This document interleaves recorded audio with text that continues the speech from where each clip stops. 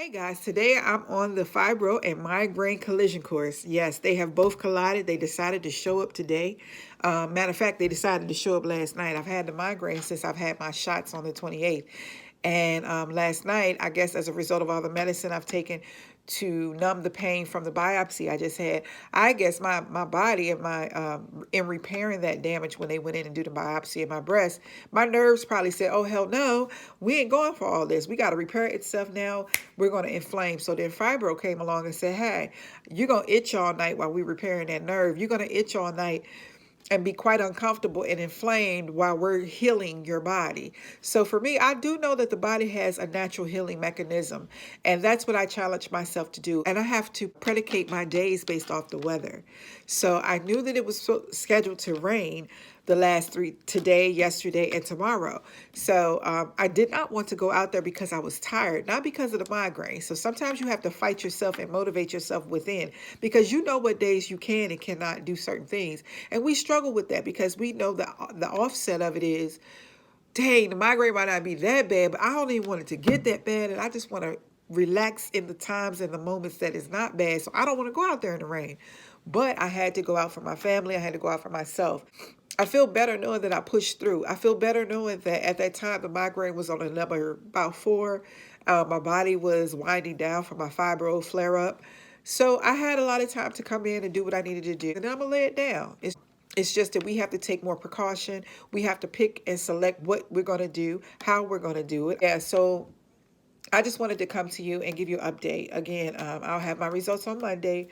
And for right now, I'm working on my event that's I'm co-hosting on Saturday evening. I have 2 events Saturday. One, I'm just being a guest, and the second one, I'm co-hosting. So I'm excited to be busy. I'm excited to learn how to delve into self-healing, allowing your body, giving your body the energy and the mindset to heal itself.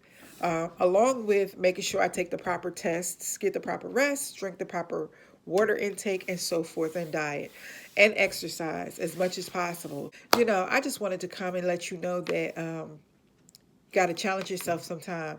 I think inside we know when we tapped out mentally and physically. And then when that emotional starts getting in the middle, you know you're breaking at that point. And you don't want to push your body to that point, but you want to take a little bit from each and try to do the things that you can do and relax and absorb the things that come back into your body, the energy you get from resting, and then start all over again. Some days we are mightier than others, but through all things we can get through it, through meditation, prayer, fasting, whatever it is. Just set your goals, set a focus, write it down if you have memory lapse like I do. About memory, I found it funny. No matter how many times we tell people about fibromyalgia or chronic pain or chronic migraines or whatever it is related to cognitive or autoimmune or nervous system disorders, I tell people all the time my memory is going, and because they hear me talking, because they see me writing, I might say something over and over again, and they'll be like, you just said that when I seen you. It saddens me sometimes because I don't even realize, because once I have a conversation, I'm done. And also sometimes when I have a conversation and people are telling me things, I put it in the vault. I don't remember because I don't want to repeat it. So that's just my code. I don't know what we talked about.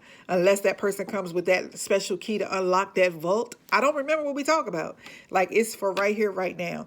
Of course, if I'm praying with you, of course, if it's something big, birthdays, anniversary dates for certain things, health, appointments, I remember that because I'll write it down, put it on my phone. But if I'm just having a casual conversation and we're just unloading, unleashing, and laughing it up and busting it up, I'm not going to remember everything that we share. So I apologize if I say things over and over. It's not to rehash. It's literally a part of this condition. And it's sad to me because my memory has become, my short-term memory has gotten a lot shorter and shorter. The memory loss has gone on for quite a few years. It's probably the 13th year. So it's hard to deal with that when you're a scholar, an educator, a teacher, whatever magnitude of whatever you do. But for me, it's really hard because I've always been a sponge for education. I've always been a sponge for reading and listening. And now I just have to do things differently. I always look at that scene when in that movie, A Family That Prays Together, when the two ladies, the Caucasian lady and African American lady, are best friends, and they go on a road trip. And the one lady knew she was having, she had Alzheimer's, I think, or dementia. I think it's Alzheimer's, and she knew she and she knew she was starting to lose her memory, and she started leaving sticky notes to herself, and nobody knew. She really didn't share because she couldn't trust anybody.